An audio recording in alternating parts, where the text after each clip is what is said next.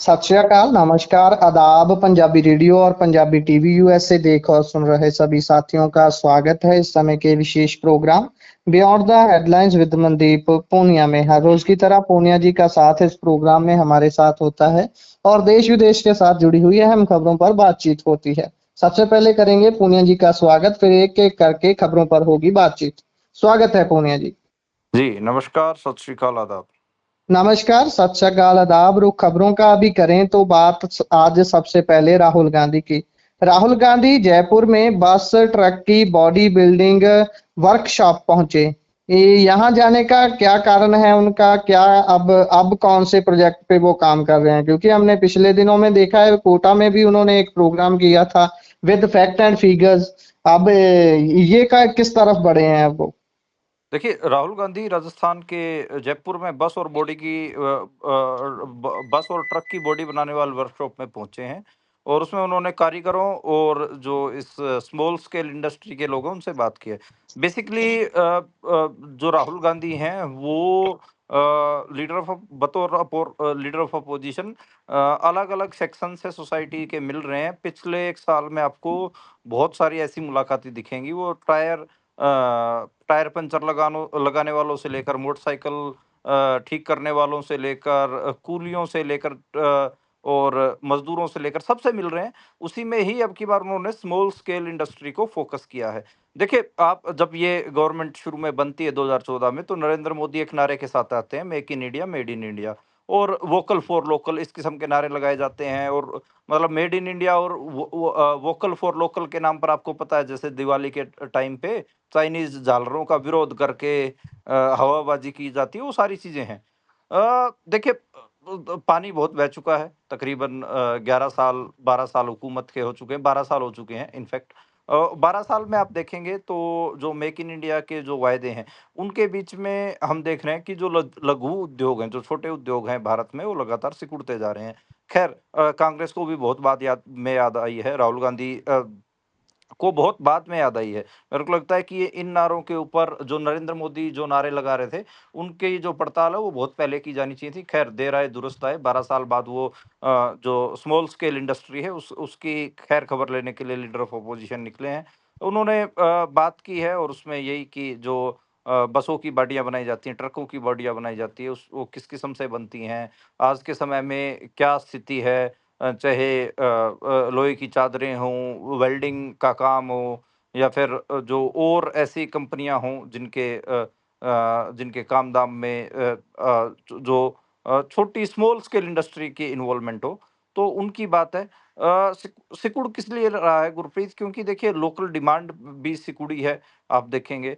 और सरकार भी कई किस्म की रेस्ट्रिक्शंस लगा रही है। खुद सरकार इन छोटे उद्योगों के लिए मतलब सौहार्द नहीं दिख रही है। ख़ैर, उसी को लेकर बात हुई है और उसी को राहुल गांधी शायद आने वाले संसद में उठाएँगे, मानसून सेशन में शायद उठाएँ। तो मेरे को लगता है कि ठीक है, लीडर ऑफ अपोजिशन को कम से कम 12 साल बाद ही याद आई, लेकिन याद तो आई कि देश में अभी इस समय सरकार के सताए हुए लोग बहुत सारे हैं। उसमें लघु उद्योग ठीक मेक इन इंडिया के नारे के उलट जो छोटे उद्योग के लोग हैं, वो फँसे खड़े हुए हैं। बिल्कुल, बिल्कुल। इससे आगे बढ़ें तो बीजेपी अध्यक्ष नवीन के यूपी रोड शो में हनुमान के वेशधारी को नचाया गया है। ये पार्टी तो हिंदू तभी खुद को बताती है, इवन पहरा भी देते हैं उस पे, लेकिन ये चल क्या रहा है? देखिए गुरप्रीत, हालाँकि अब ये बोल देंगे कि ये कोई बेअदबी नहीं है किसी भगवान की। आपको मैं बताऊँ तो आपको एक तस्वीर आपको याद दिलाता हूँ। साल 2024 आप याद करिए, जब लोकसभा चुनाव होने वाले थे, उससे ठीक पहले साल 2024 का जनवरी महीना। और आप जब 21 जनवरी को जब राम जन्मभूमि का उद्घाटन करने के लिए नरेंद्र मोदी पहुँचे थे और उसको उन्होंने प्राण प्रतिष्ठा नाम दिया था। तो प्राण प्रतिष्ठा के लिए नरेंद्र मोदी पहुंचे थे। उस समय सोशल मीडिया पे आपने तस्वीरें देखी होंगी, बहुत सारे कार्टून देखे होंगे, जिसमें नरेंद्र मोदी की बड़ी सी तस्वीर थी और बाल रूप में कम उम्र के राम के तौर पर उनकी उंगली पकड़ी हुई थी भगवान राम ने, और वो उनको मंदिर छोड़ के आ रहे थे।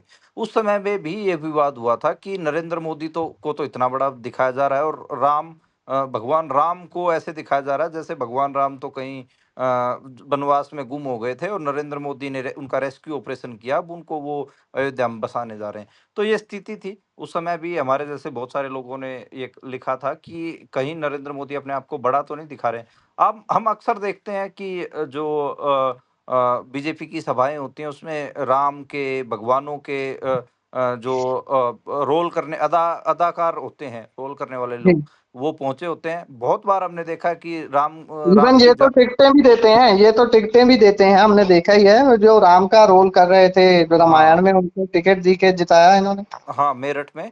तो ख़ैर ये है बाल हनुमान, एक कम उम्र के का बच्चा है, वो हनुमान बना हुआ है, वो नाच रहा है। और ये विवाद तो उठा ही है, क्या इनकी राजनीतिक रैलियों में हिंदू धर्म के भगवान नाचेंगे? तो ख़ैर इसको लेकर एक एडवोकेट हैं वासु रंजन, उन्होंने शिकायत दी दी है और कहा है कि हनुमान हिंदुओं के सबसे पूजनीय देवताओं में से एक है। राजनीतिक प्रचार और प्रोपेगेंडा के लिए उनकी पवित्र वेशभूषा का उपयोग भक्तों की धार्मिक भावनाओं का सीधा अपमान है और ये जानबूझकर किया गया एक अपवित्र कृत्य है। राजनीतिक लाभ के लिए एक पूजनीय धार्मिक प्रतीक का ऐसा दुरुपयोग आपत्तिजनक है, इससे भक्तों को गहरा दुख पहुंचा है। देखिए, बात जो एडवोकेट वासु रंजन है, उन्होंने जो इशू उठाया है बिल्कुल जायज है कि आप अपने प्रोपेगेंडा के लिए, अपने अपनी वोटें हासिल करने के लिए भगवानों को आप अपनी रैली में नचा रहे हैं, तो ये वाकई बहुत खराब है। पर खैर आज के समय में हिंदू धर्म के ठेकेदार बीजेपी वाले बने हुए हैं। मेरे को नहीं लगता कि कोर्ट की इतनी हिम्मत होगी कि इनके खिलाफ कोई नोटिस भी जारी कर दें। जी। और इससे अगर हम आगे बढ़ें तो वक्फ बोर्ड में 2 हिंदू सदस्य डाले गए हैं, मुसलमानों ने इसको लेकर प्रदर्शन किया है। देखिए गुरप्रीत, 2 खबरें अब आपको मैं पैरेलली सुनाना चाहता हूँ। याद जी। करिए, आज से ठीक कुछ महीने पहले हमने एक खबर की थी कि हरिद्वार में जो हर की पौड़ी गंगा के घाट पर मुसलमानों को न आने की चेतावनी वहाँ के संगठनों ने दी थी। वहाँ के जितने भी उत्तराखंड के जो बात करें कि जो संस्थाएँ हैं हिंदू धर्म की, उन्होंने कहा कि मुसलमानों को हिंदुओं के पवित्र स्थानों के ऊपर आने की मनाही है। ये बात उन्होंने की और बहुत सारी वीडियोज़ हमने देखी कि वहाँ पर कोई मुसलमान कोई छोटी-मोटी दुकान लगाकर अपना सामान बेच रहा था, तो उनको पीट के वहाँ से बाहर निकाला गया। वो सब तस्वीरें आपने देखी। तो एक तरफ तो आप जो नदी, वैसे गंगा नदी, आपको ध्यान हो कि गंगा नदी तो सबकी है, ठीक है? गंगा ठीक है कि एक धर्म के लिए वो पवित्र हो सकता है, लेकिन वो एक नदी भी है। तो नदी में इस हर जाति, हर धर्म के लोगों को हर नदी का पानी पी सकता है, उसमें जा सकता है। कुछ महीने पहले आपने ये भी खबर सुनी होगी कि गंगा नदी में बोटिंग के दौरान कुछ लोगों ने अपना रोज़ा खोला, तो उनकी भी गिरफ्तारी करवा दी गई थी इन हिंदुत्व की पॉलिटिक्स में। और दूसरी तरफ अब इसके पैरेलल ये खबर है कि जो मुसलमानों का वक्फ बोर्ड है, उसमें 2 हिंदू सदस्य सरकार ने डाले हैं। ठीक है।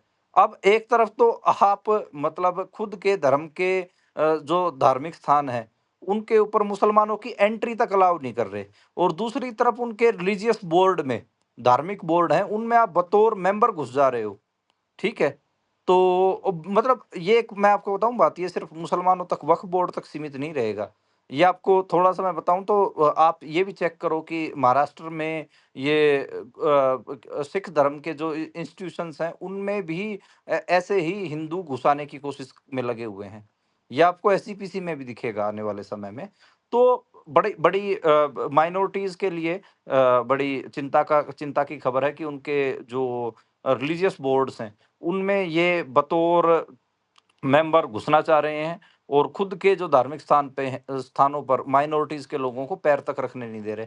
तो बड़ी बड़ी मैं तो काफ़ी इसको चिंता की खबर है और अजीब भी है और ये डुअलिटी भी दिखाती है, ये दोगलापन भी दिखाती है हिंदुत्व पॉलिटिक्स का।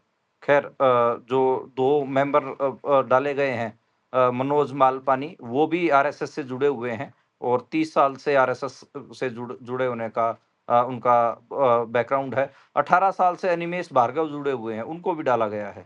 तो ख़ैर अजीब है और उन दोनों के खिलाफ हालाँकि वक्फ बोर्ड के लोगों ने प्रदर्शन तो किया है, पर मुझे लगता नहीं कि कुछ इन दोनों का कुछ हो पाएगा। इनको इनोवा गाड़ियाँ दे दी गई हैं और बढ़िया ये अपने मुसलमानों के जो रिलीजियस बोर्ड हैं, उनमें बैठ के अपनी लीडरी झाड़ेंगे आरएसएस वाले। जी। और इससे आगे बढ़े तो बात ताजमहल की करते हैं। क्या ताजमहल ताजो महल है? वैसे आपने इस पर काफी बार बात की है। देखिए, हम कई बार बात करते रहे हैं कि कैसे जो ऐतिहासिक इमारतें हैं, हिस्टोरिकल मॉन्यूमेंट्स हैं, उनको जो हिंदुत्व पॉलिटिक्स है वो निशाना बना रही है। वो अजमेर शरीफ की दरगाह से लेकर और उत्तर प्रदेश में कितने भी ताजमहल तक का ये मामला है। सेवन वंडर्स ऑफ वर्ल्ड, दुनिया के 7 अजूबों में ताजमहल शामिल है, आपको हमको पता है। यूनाइटेड नेशन की हेरिटेज साइट के तौर पर, यूनेस्को की जो हेरिटेज साइट के तौर पर भी वो रजिस्टर्ड है। लेकिन यहाँ पर भी जो मतलब पूरी दुनिया में जिसका नाम हो ताजमहल, उसको लेकर ये कह रहे हैं कि ये ताजमहल नहीं है हिंदुत्व की पॉलिटिक्स, ये तेजो महालय मंदिर है। तो उसको लेकर कोई हिस्टोरिकल एविडेंस तो है नहीं। सिर्फ़ और सिर्फ़ इन्होंने कहानियाँ बनाई हुई हैं, यहाँ तक कि फ़िल्म भी बना दी, आपको पता ही है। उस फ़िल्म का भी हम आप और हम ज़िक्र कर चुके हैं कई बार। तो अभी ये कह रहे हैं कि नहीं-नहीं, ये तो मंदिर है, यहाँ पर हमें शिव जी की आराधना करने की परमिशन दी जाए। इसमें और बहुत सारे ऐसे जो आरएसएस से जुड़े हुए लोग हैं, वो अलग-अलग कोर्टों में अर्ज़ी पिटीशन दायर कर रहे हैं, वहाँ पर पूजा करने की परमिशन माँग रहे हैं। तो आप देखिए कि कितनी मूर्खता भरा मामला है। आपका इंटरनेशनल लेवल का कोई भी बड़ा पॉलिटिशियन आए, चाहे ट्रम्प आए, चाहे आपको याद हो ट्रम्प जब भारत आए थे तो उनको नरेंद्र मोदी ने क्या कहा था देखने के लिए, कि आप ताजमहल देखने जाइए। ताजमहल पे ट्रम्प की फ़ोटो भी आपने देखी होगी, वायरल हुई वो काफ़ी। तो जी। एक तरफ तो है कि आपके जो दुनिया भर के जो सियासतदान आते हैं, दुनिया भर के जो आपके बड़े गेस्ट होते हैं, उनको आप ताजमहल दिखाने लेके जाते हो। दूसरी तरफ आपकी जो हिंदुत्व की पॉलिटिक्स है, वो उसी ताजमहल के ऊपर अटैक कर रही है, उसको मंदिर बनाने पे तुली हुई है। ख़ैर, ये स्थिति है इनके पास, कुछ मतलब ऐसा मतलब अपन कहें कि आइकन्स की, सिंबल्स की, हेरिटेज साइट्स की इतनी कमी है कि जो कुछ मध्यकालीन इतिहास में कुछ लोगों ने अगर हिम्मत करके, जुर्रत करके बना लिया, तो उसके ऊपर भी ये कब्ज़ा करने को फिरते हैं। ख़ैर, मेरे को लगता है कि इतिहास के ऊपर या ऐतिहासिक धरोहरों के ऊपर, ऐतिहासिक इमारतों के ऊपर जो ये कब्ज़े की मानसिकता है, ये बहुत दूर तक जाएगी नहीं। इवन मेरे को लगता है कि हिंदू धर्म के लोग भी ये बात नहीं मानेंगे कि जो भी पढ़े-लिखे लोग हैं, कि ताजमहल पहले कोई मंदिर था। ख़ैर। जी। और इससे आगे बढ़े तो बिहार में रिजेक्ट पीके ट्विटर पर क्यों ट्रेंड कर रहा है नंबर 1 पर? देखिए, बांकीपुर विधानसभा है, वहाँ पर बाय इलेक्शन होने जा रहा है, और ये बात कही जा रही है कि जन सुराज पार्टी के प्रशांत किशोर उम्मीदवार हो सकते हैं, और इसकी घोषणा उनके पार्टी के प्रदेश अध्यक्ष मनोज भारती ने भी की है। उसी के बाद मतलब बिहार रिजेक्ट पीके का बीजेपी ने ट्रेंड चलवाया है। प्रशांत किशोर, आपको पता है कि बांकीपुर के ही उनकी जो होम कॉन्स्टिट्यूएंसी है वही है, और वहीं से ही वो पॉलिटिक्स में सक्रिय होने की भी सोचते हैं। जो नितिन नबीन बीजेपी के राष्ट्रीय अध्यक्ष हैं, ये उन्हीं की सीट है मतलब, और खुद पीके ने ये कही है कि भाजपा अगर भाजपा के खिलाफ बांकीपुर से प्रशांत किशोर ने खुद कहा कि मैं लड़ने के लिए तैयार हूँ। तो ख़ैर देखते हैं कि स्थिति क्या बनती है, और बीजेपी भी नील रतन घोष का नाम आगे कर रही है। और वो नितिन नबीन के ही मतलब चेले-चपाटे हैं। नितिन नवीन अपने ही चेले-चपाटे को वहाँ से टिकट देंगे, क्योंकि वो उन्हीं की ही विधानसभा सीट है। तो ख़ैर देखते हैं, मामला दिलचस्प होगा, और लगातार बिहार से खबरें आ रही हैं कि नितिन नवीन वर्सेस प्रशांत किशोर हमें अगले कुछ महीनों में देखने को मिलेगा। तो ख़ैर एक बार मेरे को तो ये लगता है कि जब तक नॉमिनेशन फाइल ना हो जाए, तब तक इसको आप पूरा मत मानिए। हालाँकि ऐलान तो किया है जन सुराज पार्टी ने कि प्रशांत किशोर फाइनली अपना पहला चुनाव लड़ेंगे। जी। और कर्नाटक में एसआईआर की क्या स्थिति है? देखिए, कर्नाटक में एसआईआर की स्थिति तो क्या है, थोड़ा अजीब ही है कि वहाँ पर एनडीए यानी कि बीजेपी के जो ग्रुप है, वो इसका विरोध कर रहा है, और जो एनडीए के नेता हैं बीजेपी के और वहाँ पर जेडीएस के, वो आरोप लगा रहे हैं कांग्रेस के ऊपर कि इन्होंने एसआईआर में वोटें बीजेपी और जेडीएस की वोटें कटवाई हैं। खैर, ये एक अलग दिलचस्प मामला है। अभी तक हम देख रहे थे कि एसआईआर को लेकर सिर्फ़ अपोज़िशन पार्टियाँ विरोध कर रही थी कि एसआईआर गलत कर रही है। कर्नाटका में चूँकि कांग्रेस की सरकार है, इसलिए एनडीए कह रही है कि यहाँ पे कांग्रेस के लोगों ने उसमें रणदीप सुरजेवाला का नाम भी के ऊपर आरोप भी लगाए, क्योंकि वो वहाँ के कांग्रेस के इंचार्ज हैं। और भी कई नेताओं के नाम लगाए हैं, और ये कहा कि जो स्टेट के चीफ इलेक्टोरल ऑफिसर हैं, जो इलेक्शन कमीशन के जो वहाँ पर स्टेट चीफ हैं कर्नाटक में, वो कहीं न कहीं कांग्रेस के इशारे पर काम कर रहे हैं। तो ये अलग है, हालाँकि मतलब हँसी भी आ रही है कि आप 15 राज्यों में जो कुछ कर चुके हैं, एक राज्य में आपके साथ थोड़ा-सा हुआ तो आपको भी सड़कों पे आना पड़ा। हालाँकि इसका नुकसान यही है कि जो एसआईआर हो रहा है उसमें आम लोगों की वोटें काटी जा रही हैं। 5 करोड़ से ज़्यादा वोटर्स भारत में डिलीट किए जा चुके हैं।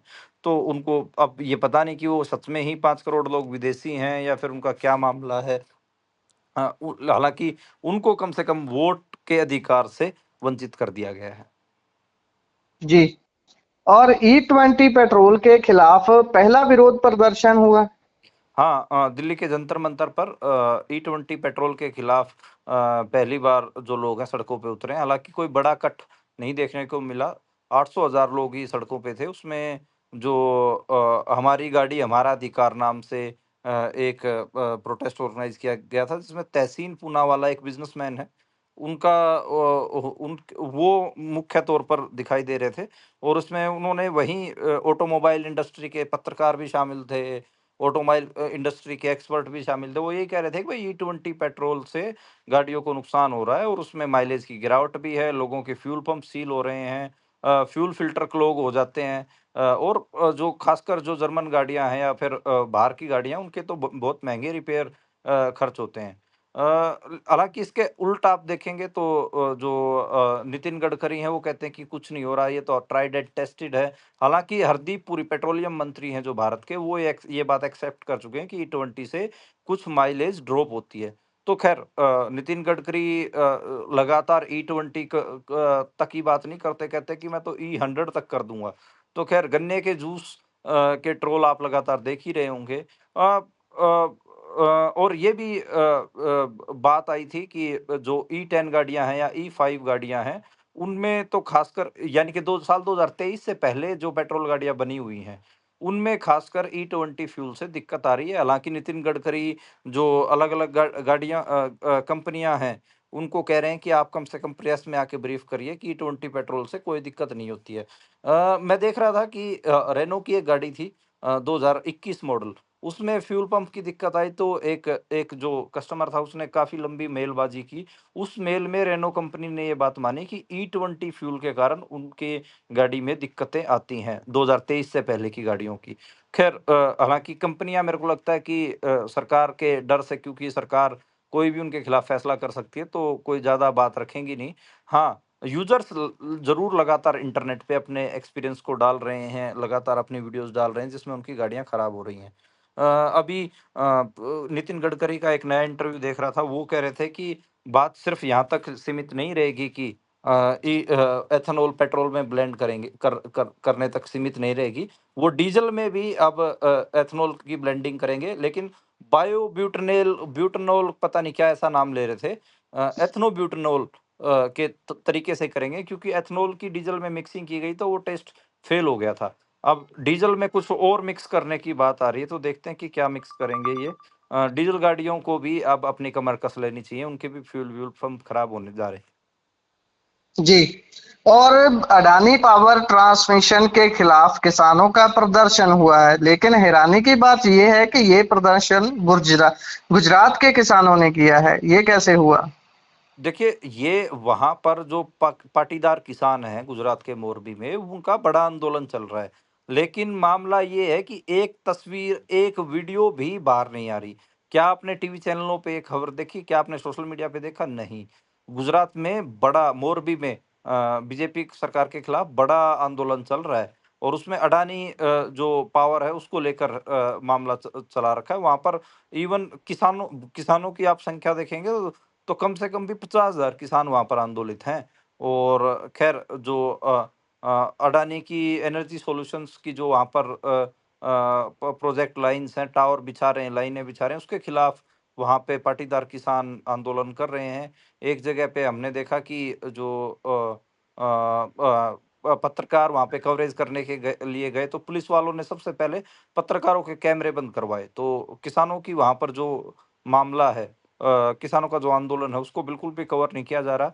किसानों की डिमांड है कि वहाँ पे जो जिनकी ज़मीनों में टावर गाड़े जा रहे हैं, उनको कम से कम भई मुआवज़ा दिया ज जाए। जो टावर का एरिया है, उस एरिया का कम से कम 400% मुआवज़ा मिलना चाहिए, ये बात है। यानी कि चौ 4 गुना मुआवज़ा मिलना चाहिए उस ज़मीन का कलेक्टरेट से। तो ख़ैर ये आप और हम देखते ही हैं कि बड़े-बड़े टावर जो होते हैं बिजली के, ख़ासकर वो गाड़ दिए जाते हैं खेतों में। तकरीबन वो 200-300 गज़ एरिया होता है। वो जो लोहे का टावर होता है, वो घेर लेता है, उससे खेत में कोई भी चीज़ पनपती नहीं है, ना वहाँ पर होता है।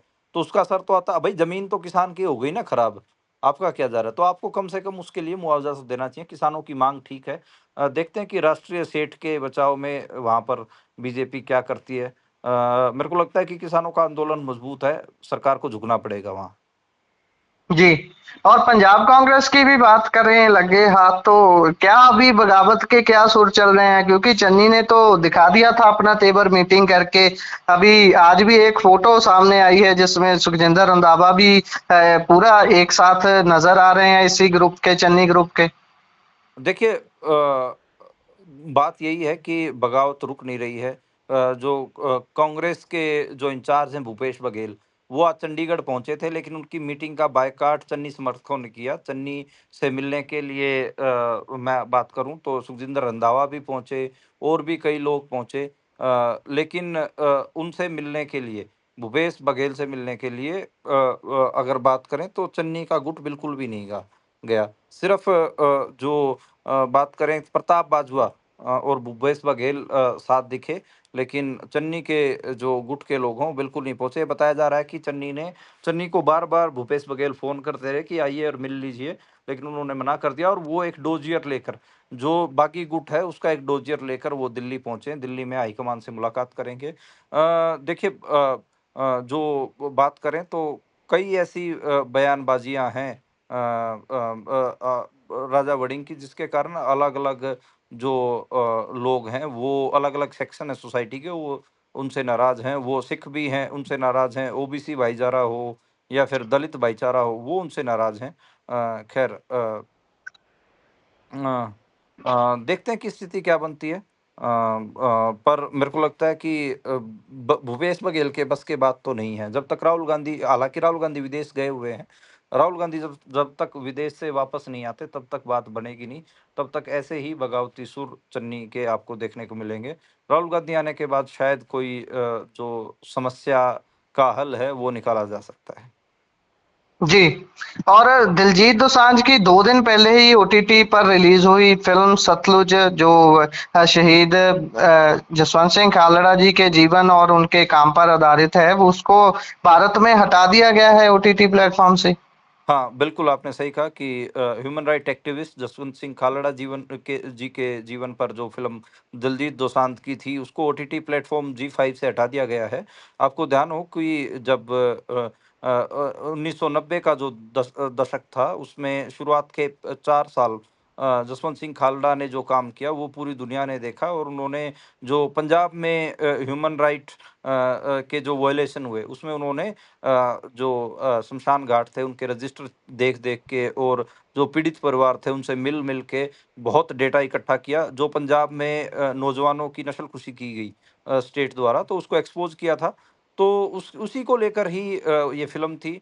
और फ़िल्म 3 साल तक रुकी रही। साल 2022 में हालाँकि ये रिलीज़ होने के लिए तैयार थी पंजाब 95 के नाम से, लेकिन सेंसर बोर्ड ने इसमें 122 कट सुझाए थे।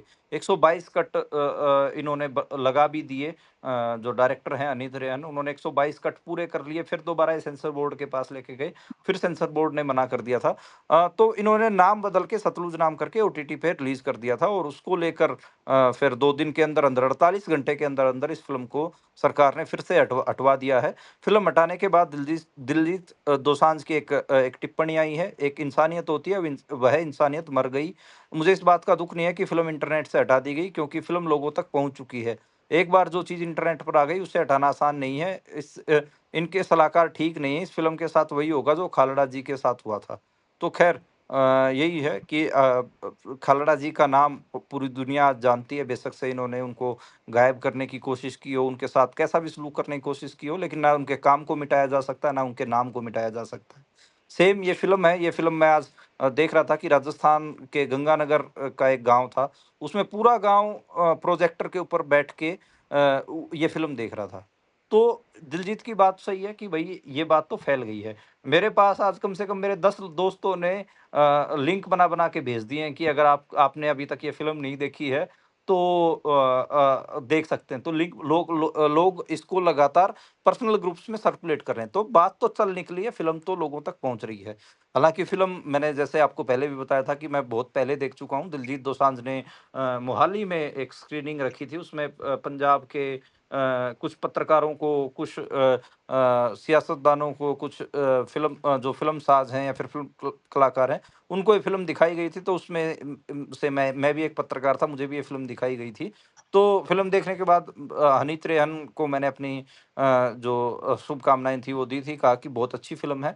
1-2 जो आपत्तियाँ थी, जैसे मैंने पहले भी बोला कि वो आपत्तियाँ मैंने वहाँ पर भी उनके सामने भी रखी, तो उन्होंने कहा कि भाई आपको इंडिया में फ़िल्म रिलीज़ करनी है, तो इसमें कुछ चीज़ें तो ऐसी रखनी पड़ेंगी जो एक लार्जर मतलब ऐसे एकदम से फ़िल्म बगावत नहीं लगनी चाहिए। तो मैंने कहा ठीक है कि आपकी प्रैक्टिकल चीज़ के लिए हिसाब से ठीक है। देखिए जसवंत सिंह खालड़ा की कहानी पूरी अच्छी तरीके से दर्शाई गई है, उसमें कोई दिक्कत नहीं है। लेकिन जो सीबीआई के अफ़सर की जो बातचीत है कि सीबीआई का अफ़सर एक सेवियर बन के आ रहा है, उसके साथ मुझे थोड़ी-सी दिक्कत थी। ख़ैर फ़िल्म बहुत अच्छी है, फ़िल्म अगर आप देखेंगे तो आपको दलजीत की एक्टिंग के लिए 100 में से 110 नंबर देने का मन करेगा। और दिलजीत की आप फ़िल्म याद करिए, पंजाब जो 1984 थी, पंजाब 1984, वो भी बहुत शानदार फ़िल्म थी। और अब ये दूसरी फ़िल्म है उसी कतार में जसवंत सिंह खालड़ा के ऊपर। बहुत बहुत अच्छी फ़िल्म है, मेरे को लगता है कि लोगों तक पहुँच रही है और सभी लोग देख ही रहे होंगे। जी, इसी के साथ प्रोग्राम का समय यहाँ समाप्त होता है। आप जुड़ी जानकारियां साझा की, बहुत बहुत धन्यवाद। धन्यवाद गुरप्रीत।